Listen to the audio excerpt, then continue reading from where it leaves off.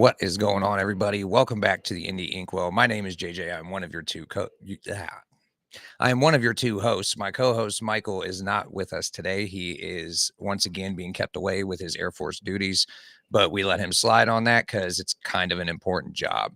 So, without further ado, let me bring in our guest, Jon Westhoff or Westhoff. Westhoff. Either is fine. I've been called worse. All right then.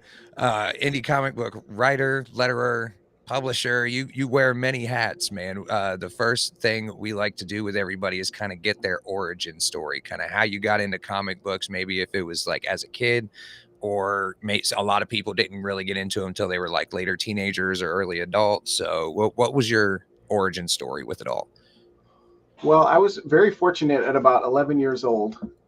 My grandmother worked at a cleaning company, and her office just happened to be close to a comic shop.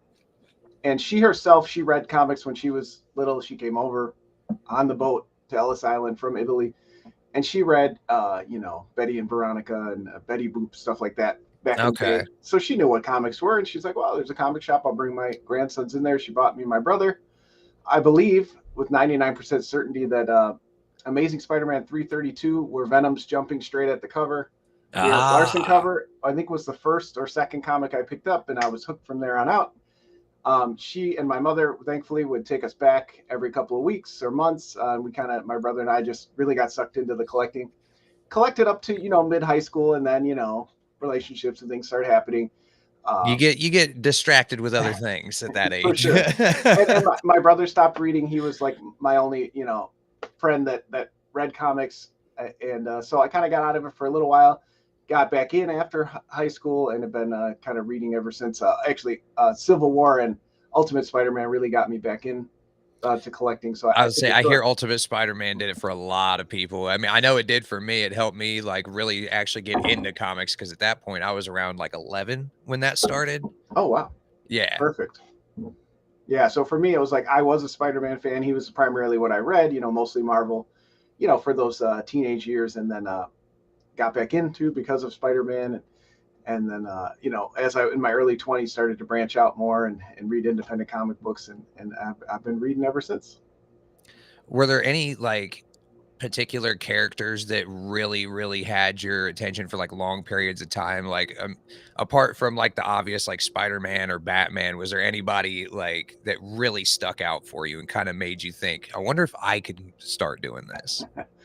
Well, I was never as a kid really thought that way. I mean, I did draw and made up stories and stuff like that. But there was really my older brother.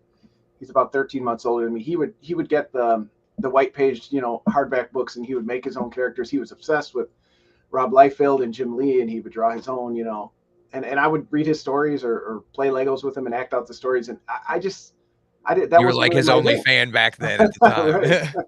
And I never really had a desire to write. I know a lot of people are like, oh, when I was 12 or 13, I was writing my own fan fiction.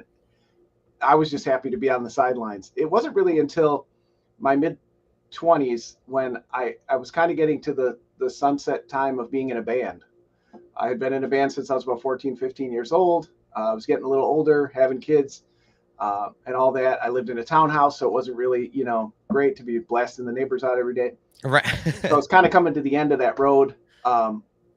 And I was looking for another creative outlet. I just happened to be on a comic forum back in the olden days, long ago. Us old people used to go to the internet for forums where we would talk to people who had interests like us. So there was an amazing one around the podcast 11 O'Clock Comics. And that was where I met a bunch of my lifelong friends to this day. And I just happened to post, hey, I'm thinking about, creating comics. Is anybody interested in working with me? Much to his chagrin, my now 15-year partner in books, Bob Ornelas, he responded and said, yeah, throw out some ideas, and we've been working together ever since. So it really kind of started as an outlet for, my creative influences in music. I didn't really have an outlet anymore, and then I kind of fell back into comics. As far as like a character, I hate to do the weird video, but you can probably see this back here. Yeah, I'm a little obsessed with Sam Keith and the Max. I guess, yeah, I see it. Not a bad obsession though.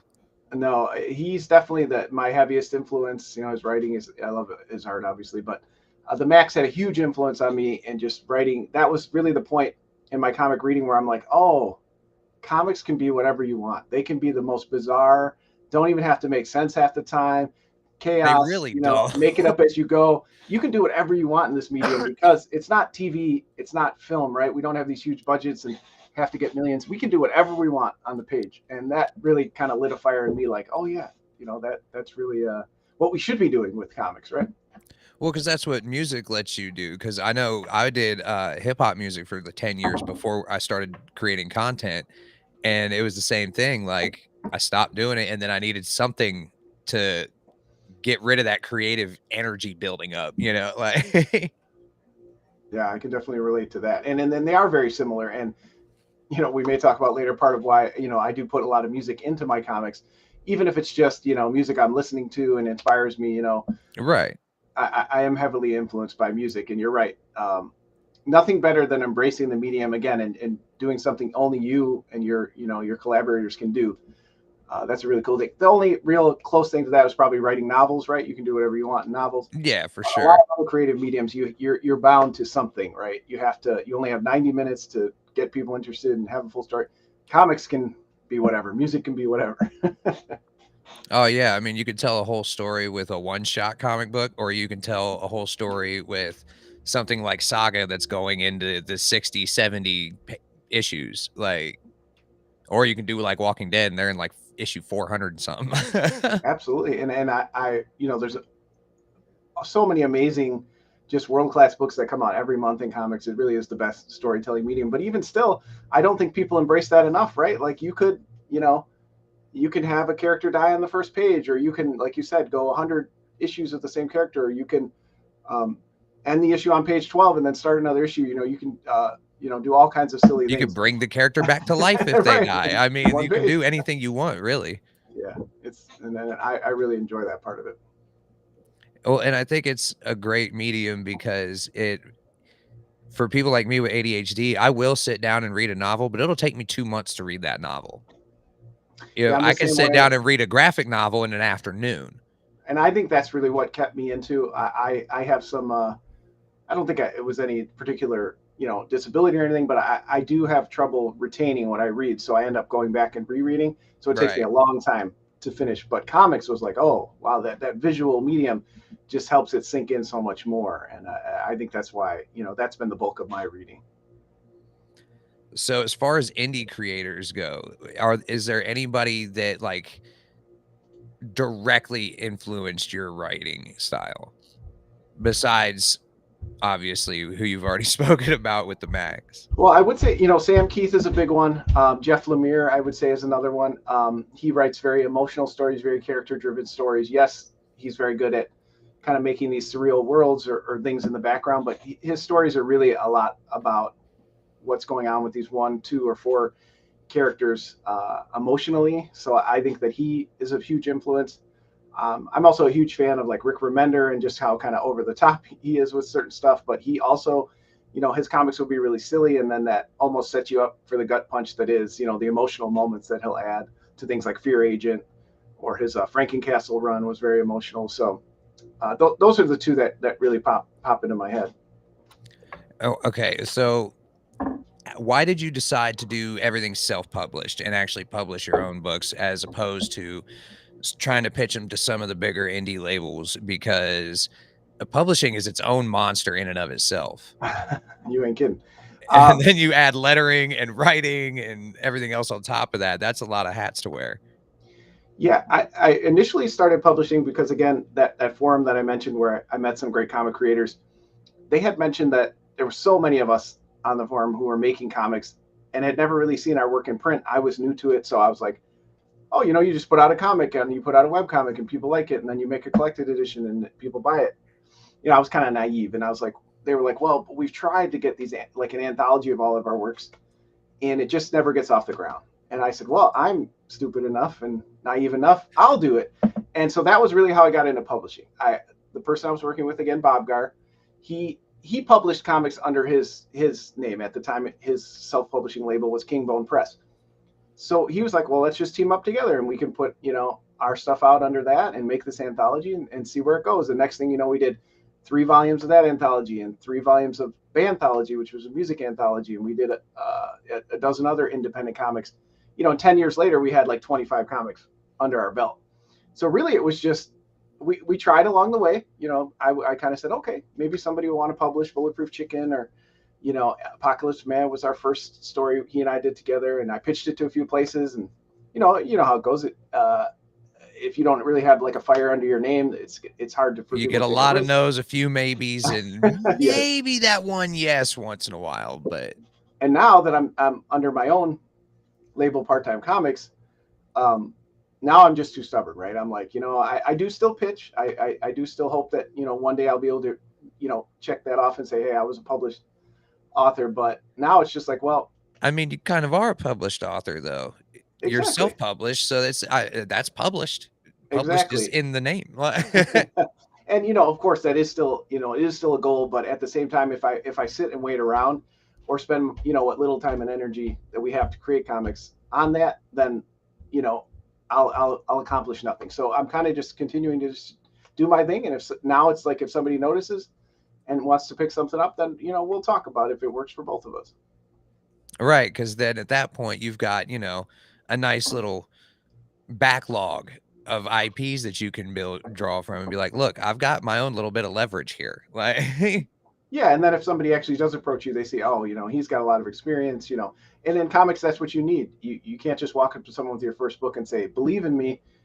They can't take that kind of risk, or they don't want to take that kind of risk. You gotta come to them like you said, and I can say, here's the 20 books I put out in the last 15 years. Is this a good enough history for you? You kind of see what I'm about if you read through these. And if not, I'm happy to continue to put my own stuff out. I was gonna say, because your website is loaded. When I looked at the website, I'm like, oh wow, there's so much here. Like it's actually pretty awesome. Yeah, there's not a lot of self-published authors or publishing houses that do that much and have been around for that long. A lot of them kind of fizzle out. Yeah, you're right. I've seen a lot of creators come and go in the 15 years I've been doing it. Sometimes when I think about it, I don't want to think about it because then I feel that I'm old and reaching the grave too soon. But hey, I've got the grays coming in as well, my friend. It's actually my 34th birthday today. So oh geez, well you got to flip that for me. I just turned 43. So and that was part of starting Part-Time Comics. Was Bob and I, we had different goals for what we wanted for the company. We published a lot of our friends and peers' books, and we really put a lot into it, and it just didn't get to where we wanted it to be. So we kind of reached a point where we were a little bit burnt out and just saying, hey, let's step away. But then about 2 years later, I kind of got the itch again and said, I've got these stories, that big 4-0 numbers coming up. If I don't do it now, when am I going to do it? Right. So let's just do it and see what happens in the next 5 to 10 years. If I get down the road 10 years from now and it hasn't gone where I want it to be, then at least I gave it my best shot while I could, I would say, I mean, I feel like there's no age limit on comics, especially when last year at GalaxyCon, when I was hosting some panels for them, Steve Englehart's still running around, Mike DiCarlo's still running around doing stuff. So absolutely. And it wasn't just like, hey, it was like, if I'm really going to give it a solid effort, I got to do it. While you still got the energy to really put the work in. Yeah, exactly. Like if I want to at least, and then, I'll have a foundation of books, and then, whatever happens in my 50s and 60s, I'll know that, again, I gave it my best shot, and I still have these books to look back on and say, I feel like I did something. For sure. So before we get into the actual book that we came onto the show today to discuss, tell me how you linked up with the creative team on this particular project. So for Drumsticks of Doom, that was an idea that kind of the seeds were in my head for, I don't know, 7 years or so before I approached Dan Doherty, the co-creator on the book. And to be honest with you, it was kind of just a seed, and I was waiting till I kind of had a bigger idea to approach him with. And then again, when I started Part-Time Comics, I was like, again, Dan and I met through the anthology that we did at King Bro Press. He and I have both been in bands. I was going to say that 5 times fast. Right. we both have the music background. He plays guitar and sings. Even to this day, he's still a working musician. He gigs out a few times a month. Oh, nice. So, and he's also an amazing comic book creator. So he and I met through friends. A mutual friend of ours recommended him for the book.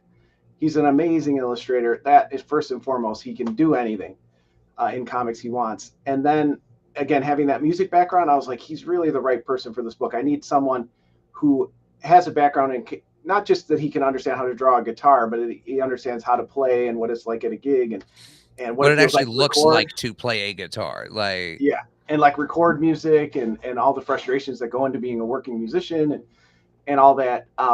And then he happens to be like an insanely nice guy, and we've been friends for the last decade or so too. So it finally just came time again. You gotta you go through with it, or don't. So I approached him, of course, at the best time in the world, during a pandemic, and said, "Hey, when nobody was doing time on your hands. You want to make a book together?" And he's like, "Yeah, of course." So we started working on it. So I'm very fortunate that Dan is also a friend, an amazing musician, and an amazing illustrator, and had the time to work with a sad sack like myself.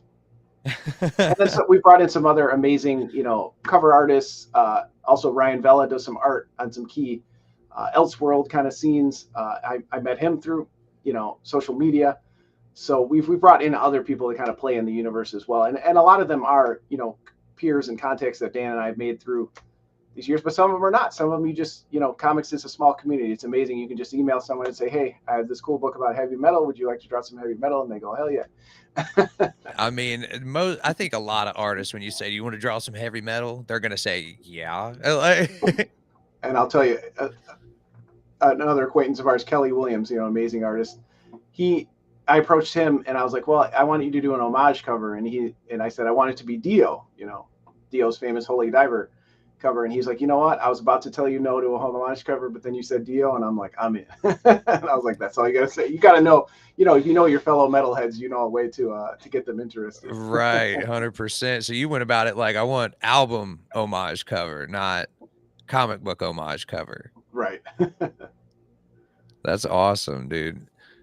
So give us a synopsis of Drumsticks of Doom. Kind of give us an idea of what people are in for with this series if they've never heard of it or seen it before. So Drumsticks of Doom is the short pitches.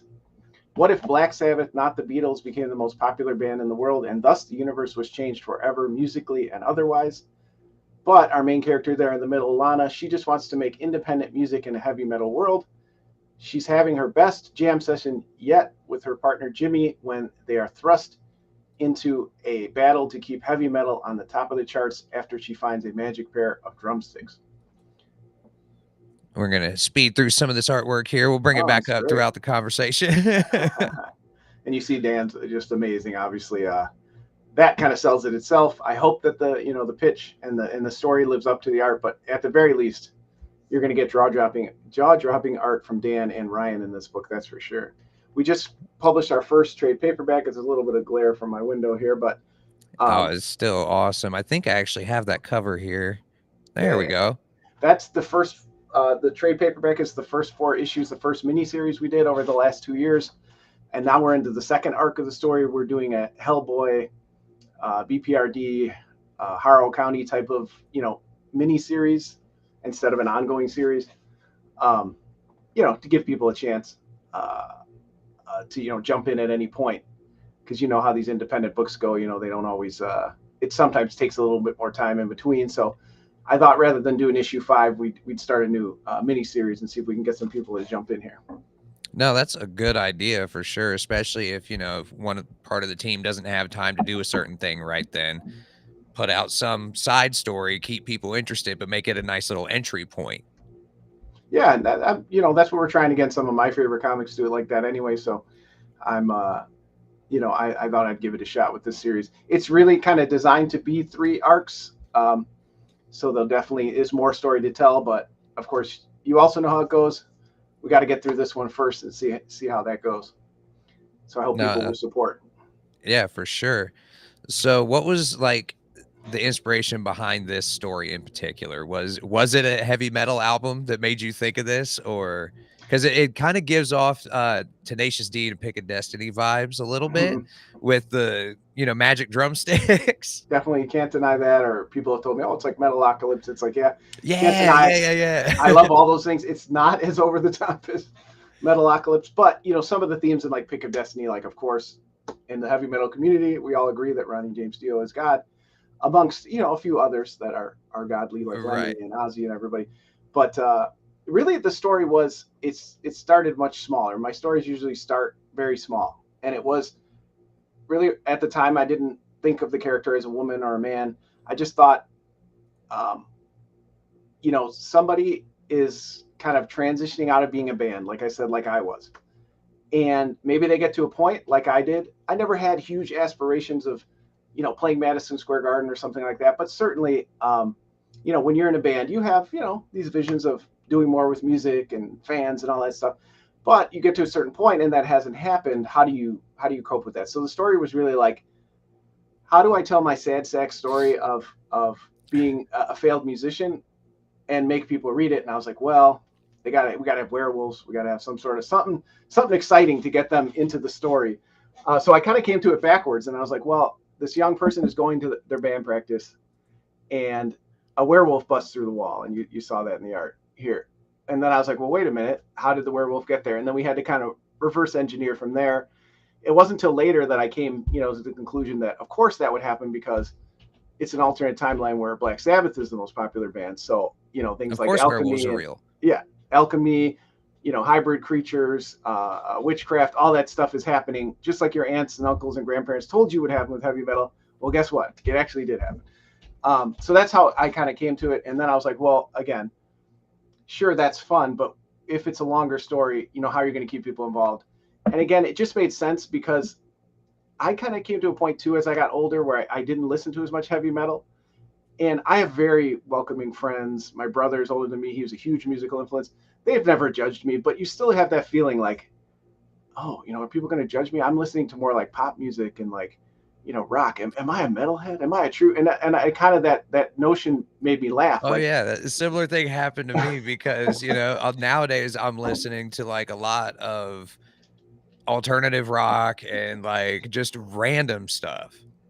and I was listening to a lot of female-led bands. Like the first one that comes to mind at that time is Saint Vincent, the amazing Okay. musician. She had done a team up with David Byrne, and it was just an amazing album. And I kind of started to explore more female musicians, and that just made sense. All of a sudden, it clicked in me. The main character should be female because I'm kind of being more influenced by female music, female-fronted bands. And we know also in the heavy metal world, there can be, some gatekeepers for a lot of different reasons. Again, are you metal enough? Are you man enough? Can you name 3 songs? Why It are you can be wearing that t-shirt? horrible in that scene and the comic book scene. There's Yeah. gatekeepers everywhere, unfortunately. So there is a subtext to this, which is not very subtle, but that does happen in our. That's not to say again that I don't love comics and heavy metal, but when you love something very much and you invest a lot of time in it, you also see the warts that come with it too. So this series is much about that. Again, not to say that that's personally happened to me, but I've definitely seen it happen to others where they're questioning their metalness and you're not metal enough, and it's like, man, can't we just like enjoy what we enjoy and not have to prove our metalness to everybody? So again, the world is very much about proving how metal you are. Well, and even, her buddy who's helping her out with her like indie stuff, Mhm. he even says, he's like, you need to be more metal. Like, Yep. Yeah. So that's a lot of and it's a lot of inside humor, again, if you're into heavy metal or, whatever, music in general, and there's a lot of inside jokes and stuff like that. So I hope that people enjoy it. Again, it's a 3-arc story. So we're only in the middle here. You can get the first trade paperback through the campaign as well. If you're a trade paperback waiter like I am, we respect that. So you can get that as well. Even if you're not ready to get the new issue, you can get that. And yeah. so go ahead and scan that QR code for our guest John here and get your copies reserved. I believe the Zoop, it's on Zoop, right? It is on Zoop, which people have reached out to me quite often. Why are you doing Zoop? You've been successful on Kickstarter. I actually approached Zoop about relaunching the trade paperback to start like a relationship with them, and they were like, well, you already had some success with that with Kickstarter. We don't usually relaunch, but we love the project. We're 100% comics. We'd like you to come over. We'll promote the book. So that was kind of a nice feeling. Like, they're not my publisher, but they're behind the project, and they're what we Right. can mutually do, which on Kickstarter is great. We've had tons of success. I love Kickstarter. I've done. I mean, Kickstarter's gotten a lot of amazing books made. Yeah, and for myself too, I think I've had 14 of my 16 campaigns on there have been successful, and I've launched dozens of books. I love them, but at some point, you need to diversify, right? So I was just excited by how excited they were, and they were like, "We want the next issue," and I was like, "Okay, let's give it a shot. It's different." I understand people are, they click on the link and they're like, "Oh, it's something different. It looks different," but give it a shot. I like how they lay the page out. It's really like an a la carte web store. Like, I want this button and this cover and this. You don't have to do like the weird tiers that they do on Kickstarter. If you want 2 of something, you can just click it. You don't, again, have to make some weird bundle package on Kickstarter. So I really like what the site has to offer. And we're one of only 5 projects on there right now. So they really focus on, promoting you. On Kickstarter, I think there's 250 right now. So yeah, I mean, Kickstarter, you got to do some really flashy artwork on the banner or something to make yourself stand out, because the amount of not safe for work content that floods Kickstarter is insane. Yeah, it's a lot. And again, even after years and years of success, we still, we have trouble these days banging the drum on Kickstarter and getting people to click those links and follow and back. So, again, just wanting to try something different. It's a comic centric site. We're on there with amazing creators like Tim Seeley right now has a project on there, and it's just, again, cool to be kind of featured, so to speak, on a comic centric site like that. I was just say, one of our former guests, TS Comics, I believe he's on ZOOP a lot as well. I believe he launched his book Tokyo Fire over there on ZOOP. Nice, yeah. And I don't. If it's a cool comic, my credit card information is all over the internet anyway, so I'm going to back it. I'm not worried about that. So I backed Zoop, crowdfunder, Indiegogo a few times, Kickstarter, wherever you launch your book. Just know that if it's a cool project, I'm definitely not going to discriminate. But I get it. Again, people, it's something different, it's something new. So, but Zoop is just the same as Kickstarter as far as fulfillment. And if anything, Zoop holds you a little bit more accountable than Kickstarter to get your project out, because they don't want to see, one of their few projects not reach fulfillment. Right, for sure. And Michael Balonis down here commenting Tokyo Fire was so good. Michael was also a former guest, so everybody go check his episode out. You can find a playlist, I believe, down in the description below. If not, you'll find it on my page. Mm-hmm. Yeah, so I forgot the last book I got on. I think it was called 33. Okay. What was that about? It was a I don't want to say a heist, but a crime book. It was a crime book. Okay. Yeah, I got there a couple of years ago. I've backed a couple of good ones on there. Oh yeah, you can always find something good on there if you dig deep. Oh, excuse me. So, what are kind of your future plans for this? I know you said it's kind of a 3-part thing, or is there going to be maybe an extra second 3-part? Are we going to do like the 3 different trilogies like Star Wars, or is this just the one trilogy and done? I mean, I definitely have an idea where we're headed. That can change along the way. I enjoy that. Another aspect of comics that I enjoy is that, you can alter course in the middle, as long as you didn't, pin yourself too deep into a hole. If you leave it kind of vague, you can kind of leave it open and go different places. I've even changed scripts as they're going out the door, changed dialogue, that I was like, oh, this would be much better. That's part of why I letter my own stuff, is that I can kind of make those changes on the page. So I kind of embrace you're that. kind of the last little hand to touch it, right? Yep. Before you actually send it off to print and all that. I can only blame myself when the mistakes get through too. But, right. But like Dan's turned in pages and you're just like, that character is so freaking good. He's in the story now. And then you go to the next script and you're like, that guy's got a bigger part because he's amazing. That happens all the time with art, because I've been very blessed with the artists that I work with.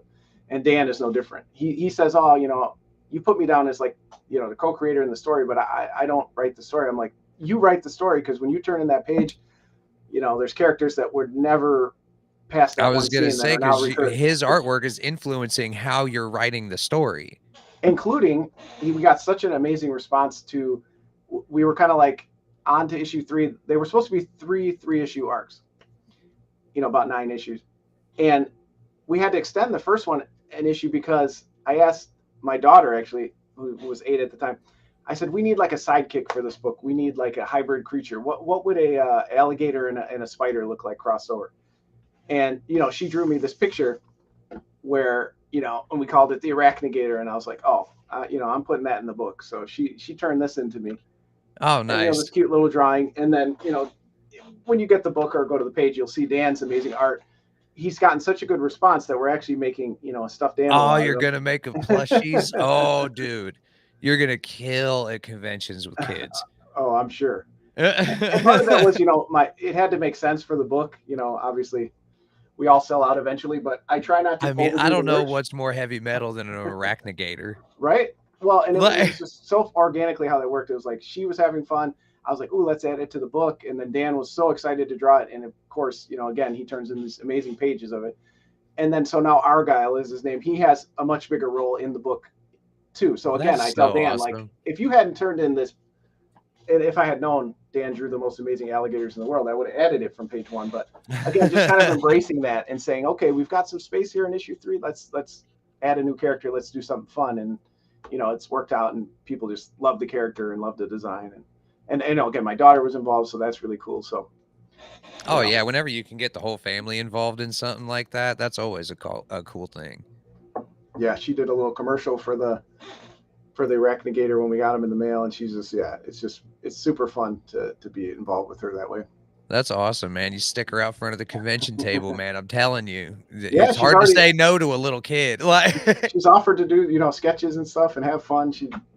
She's a great kid, and she's very into art and stuff. I don't like I don't like force her to read what I read or anything, but she kind of comes around naturally. And she started, of course, with like Dog Man and stuff like that. And now she's getting into some other books, My Little Pony, and it's cool. Hey, a lot of people my age started with Captain Underpants in elementary school, so there you go. Dog Man's the same creative team, right? So no, that's not the same. Is it not? Dave Pilkey's not Captain Underpants. Is he? Maybe he is. I don't know. I know it's very similar artwork. Yeah, you're probably right. I don't know. I'm sure somebody in the comment section will correct me very quickly if I'm wrong. Social media is very good at that. No, you're right. I totally forgot that. Oh, cool. I was actually right about it. He's had tons of I didn't even realize. He's an amazing success story in comics. That's awesome. That is awesome. There we go. We've got double confirmation from Balonis. Thanks. Yeah, but it's just cool to have her involved in it now too, and the whole family's getting excited about it. And again, that's on ZOOP as well. Yeah, and you got some pretty cool bundles for people to get. You got some options on there. Yeah, again, ZOOP is a little different. It's kind of, you can pick whatever you want, but we did, of course, want to give people some deals if they bundle stuff together. So you'll save on shipping if you click the bundles. You can get all the covers. I do the all black sketch covers. I design those. So with each issue 1 of the series, there'll be an all black sketch cover, which, of course, is super metal, but you can also get people to draw on it in white ink if you want. So we encourage people to pick those up. We have an outstanding variant cover from Dave Chisholm, who does, he did Miles Davis's autobiography through Z2.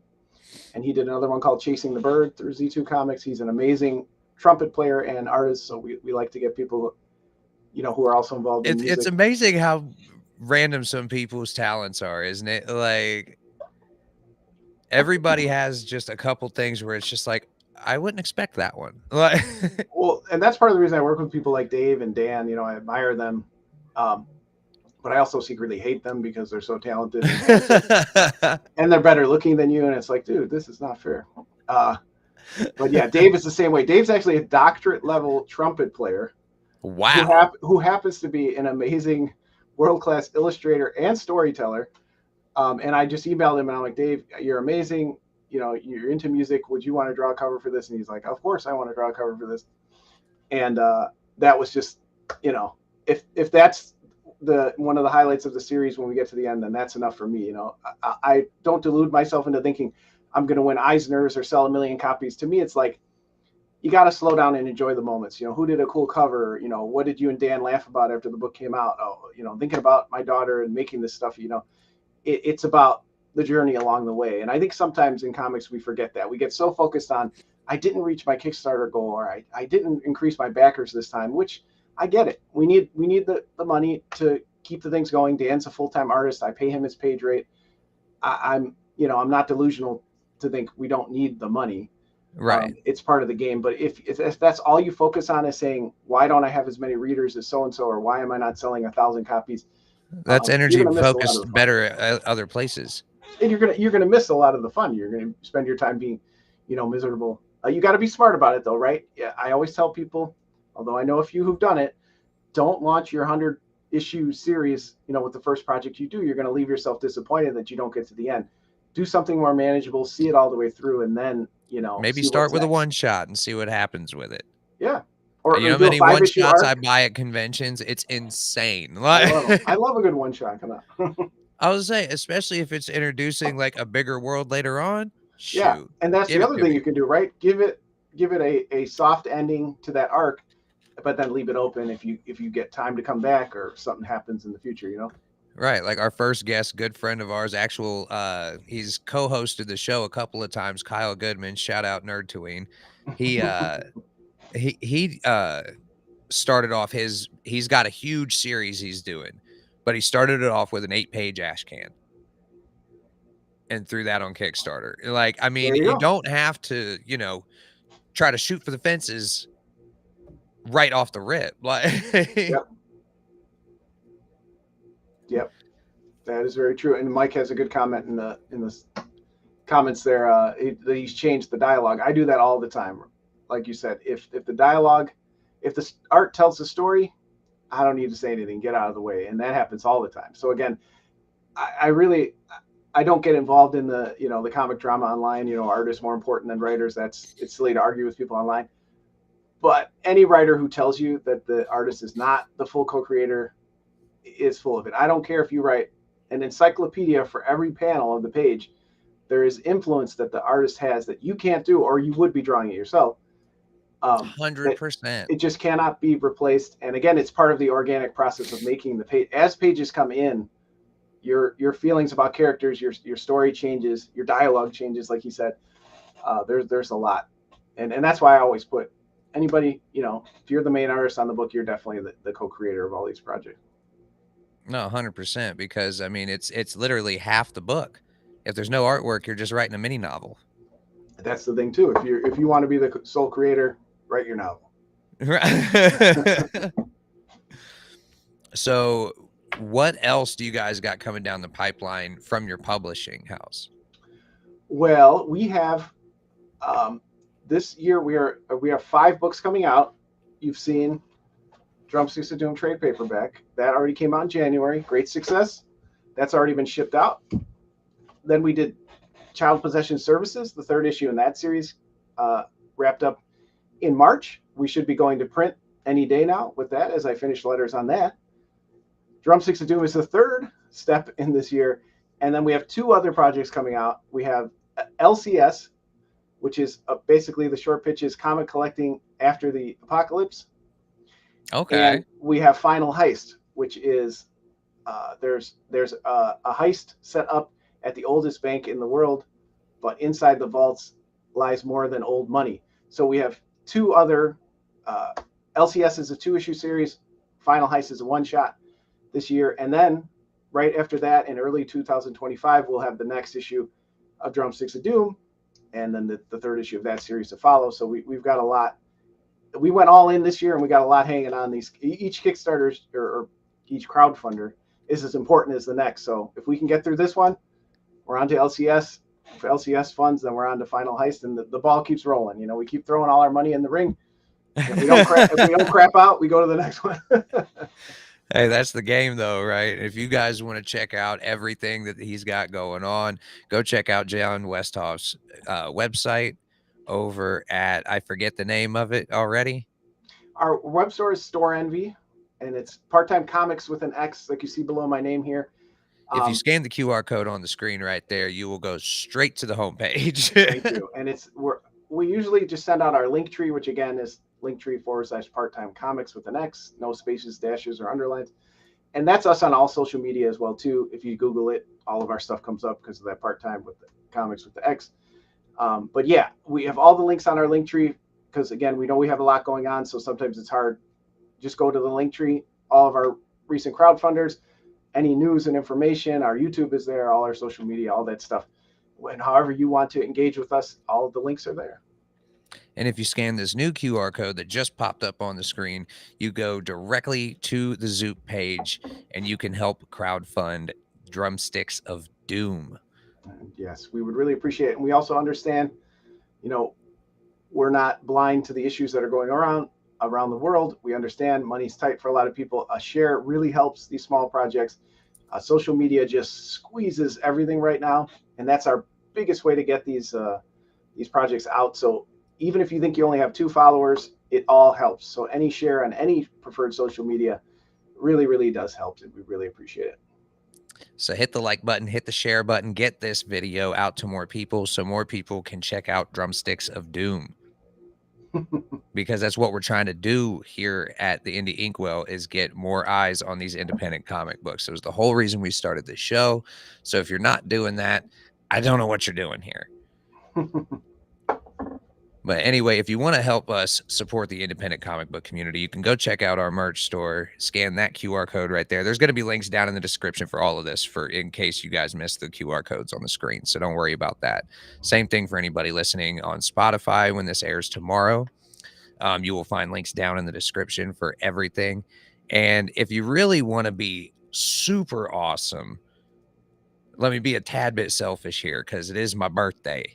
You can go and hit the like and subscribe button here, and you can go and hit the like and subscribe buttons over on my other YouTube channel that just started, JJ's Fishing Stuff. If you like bass fishing or fishing content, you can find it there. I won't bore you guys with it here because I know you guys came for comic books, but that, just throwing that out there. I like it. But anyway, is there anything else you want to plug or promote before I let you go and enjoy the rest of your evening, man? No, I appreciate you having me on your birthday.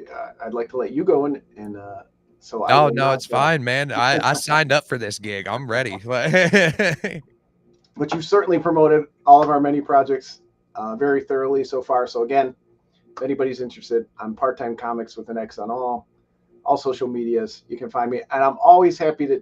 Don't feel like you can't reach out because we don't know each other. If you have a question about comic making and crowdfunding, people helped me so much in the last 15 years. One of my favorite things to do is to help other people who are, kind of starting on their journey, and even just small questions can help when you feel like you're kind of alone out there creating on your own. So don't feel bad if you ever have questions. 100%. And that goes for us here at the Indie Inkwell as well. There are emails and links and all over the place on this page. So if you guys have any comic questions, or if you're a creator and you want to get on the show, shoot us an email. It's not that hard. Sometimes it takes us a while to respond and get the ball rolling, but we will get you on as soon as we can. But with all of that said, Jon, thanks for coming on and talking for a while with me. If I always say, if we don't have a guest, we don't have a show. So we always appreciate anybody who's coming on. We appreciate you helping get the word out. We'll do the same to share the episode when it's on Spotify tomorrow. Awesome. And everybody out there, please, as always, be safe, be kind, and we will see you guys right here next week. Take it easy.